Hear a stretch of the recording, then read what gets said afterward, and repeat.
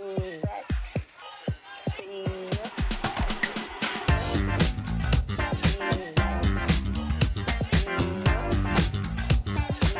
welcome.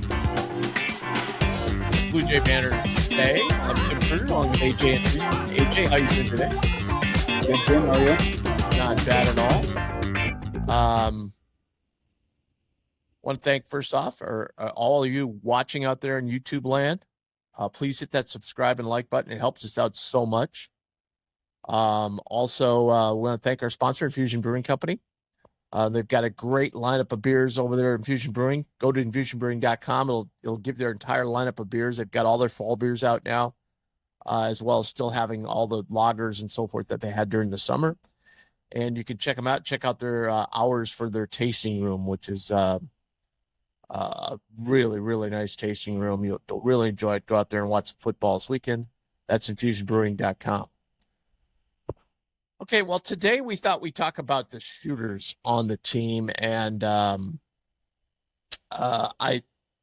really think we're going to lean a little bit toward the 3-point shooting, because obviously if you just look shooting percentage at all, like for instance last year, Kalkbrenner would, obviously get it, but he's 2 feet away from the basket. So we're thinking more of shooters, outside shooting. So AJ, I'm going to have you go first. We're going to go in reverse order, 5-1.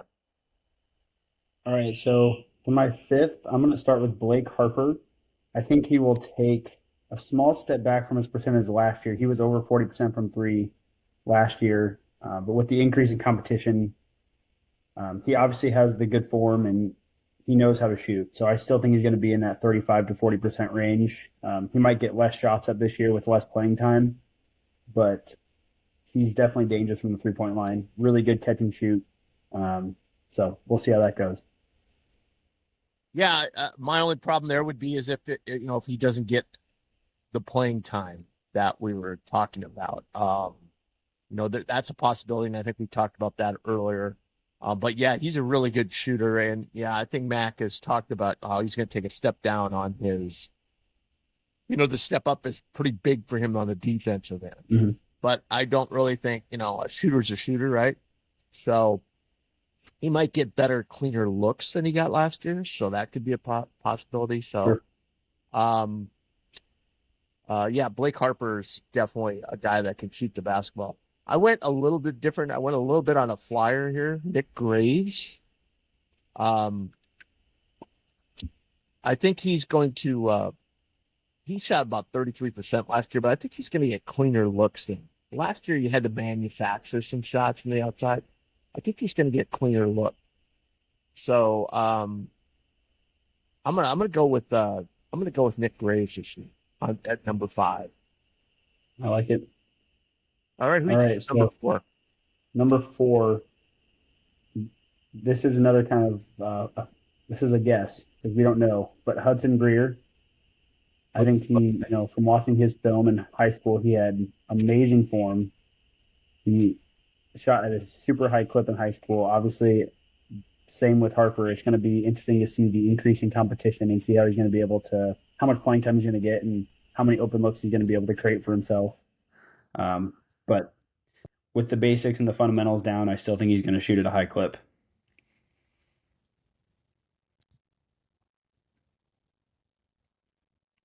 All right.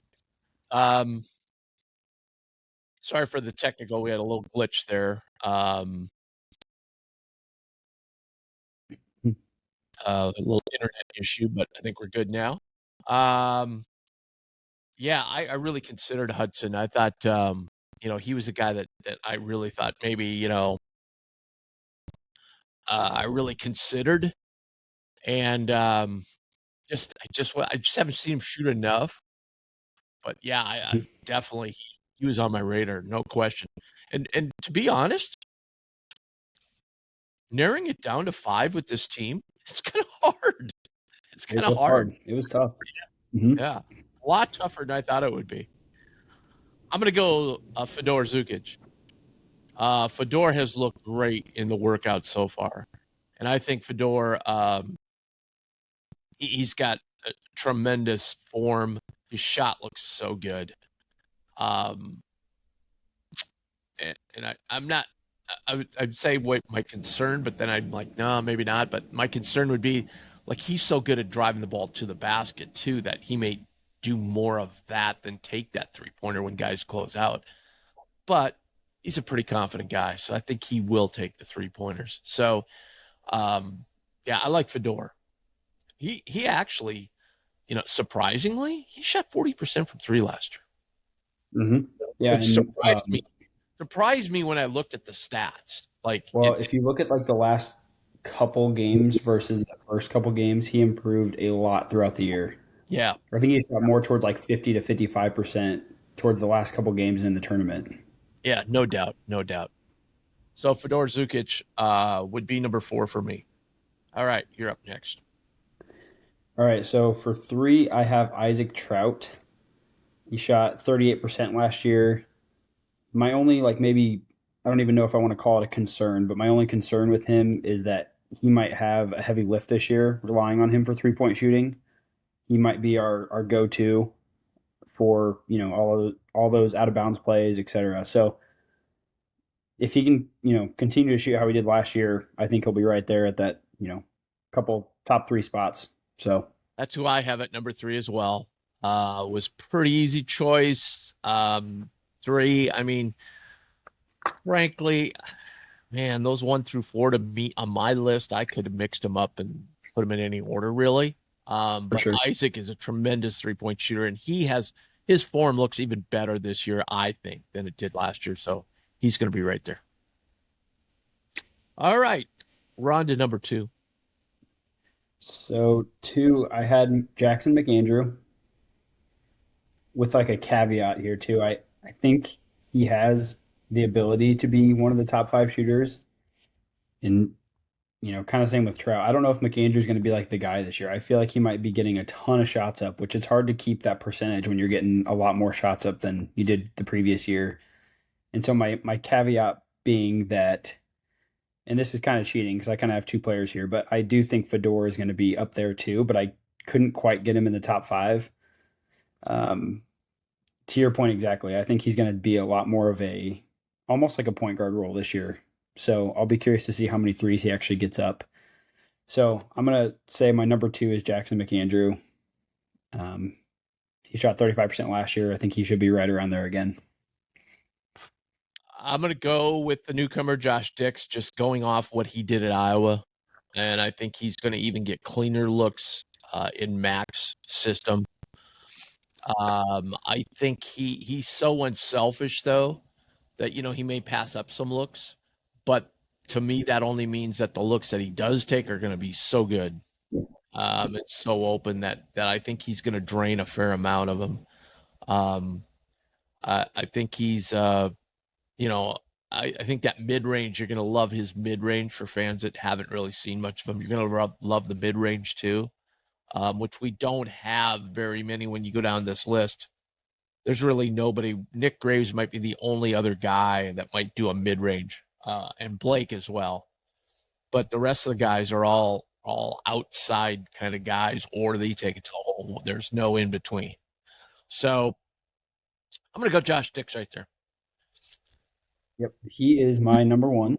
He has shot over 40% every year from three at a high clip. It's not like he's, like your example earlier of Kalkbrenner, it's not like he's taking 10 threes. He's taking a lot of threes. He's consistently making over 40%. I think he'll be right there again. And he averaged 14 points a year or 14 points a game at Iowa. And I think he'll be, over 40% and about 15 points a game at Creighton too. Those are all excellent points. All excellent points why he could be the number one. And like I said, you could put these in the hat, the top 3 or 4, shake them up, and come out with a different reason why you'd have somebody number 1 versus number 3. I'm going to go with Jackson. I think he's kind of recognized as the best shooter on the team, but of course, Josh is new, so we don't have a at Creighton level. But we do have, obviously, at Iowa, like you said, the tremendous 3-point shooting he had there. I do think Jackson, I think what I'm putting into his percentage from last year, too, is a freshman deal. I mean, it's hard for a freshman just to walk in and go crazy. Yeah, if he takes a leap this year, he could be dangerous. Yeah, I think most people recognize him as just an unbelievable shooter. And the good thing about him, even as a freshman, he wasn't scared to put it up. So that was something I thought was interesting. Um, so there we have it. So AJ went Blake, Harper, Hudson Greer, Isaac Trout, Jackson McAndrew, Josh Dix. My five were number 5 was Graves, Fedor was 4, Trout 3, Josh Dix 2, and Jackson number 1. Any way you slice it. So we listed a total of 7 guys there, and that's a lot of really good shooters. And we didn't even talk about like Austin Swartz. Uh, we didn't talk about. We talked a little about Jason Green, but Jason Green could be a guy that could take a step up. So that's pretty impressive. Pretty impressive list and roster of guys that can hit the outside shot and hit it at a high clip. So that's our shooters. I hope you enjoyed that. We're just briefly going to talk. I went to the fall press conferences yesterday. They have on Wednesday. They have like fall sport coaches come for the press conferences. They have cross country, the 2 soccer teams, and volleyball. And I'll just share with you, like, first of all, just heads up for the soccer teams. They have open conference play this weekend, so big matches for them. Especially the men, they play a match against Marquette, who's undefeated. So it'll really tell. The men have kind of gotten on a little roll here lately. But I was more interested in Coach Rosen, and I asked him. I said, what, in those 5 losses you've had so far, all against top-ranked teams, what's been the one common thread that you probably, you could have done a little bit better. You could have maybe won a couple of matches. And he said side outs, which, again, I'm not a volleyball guy, so it's just like, what? And he made a joke about it. He goes, well, if you side out every time, you're probably going to win every match. So he's kind of joking about it. But he felt like they allowed too many runs, like in those big time matches. Like he said, normally, like we'll be playing a match and give up a couple of points, and then they'll have all right, this has to stop right here now. We need to do X, Y, Z real quick in when the little huddle before the point. He said we just let it go too far. Like, and he goes, I like the fact that they were, it, had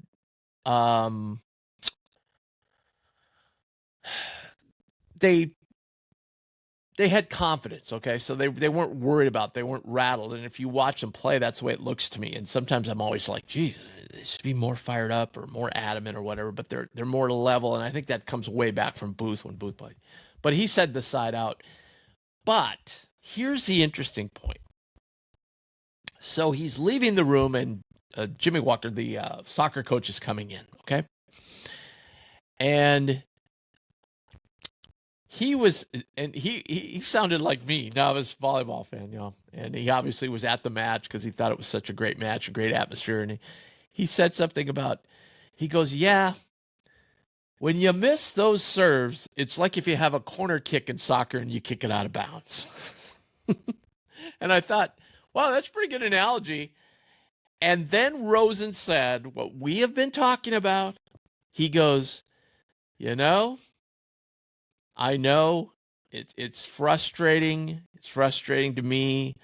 But if they're being aggressive and going for it, fine. He goes, what drives me nuts is when we serve it into the net.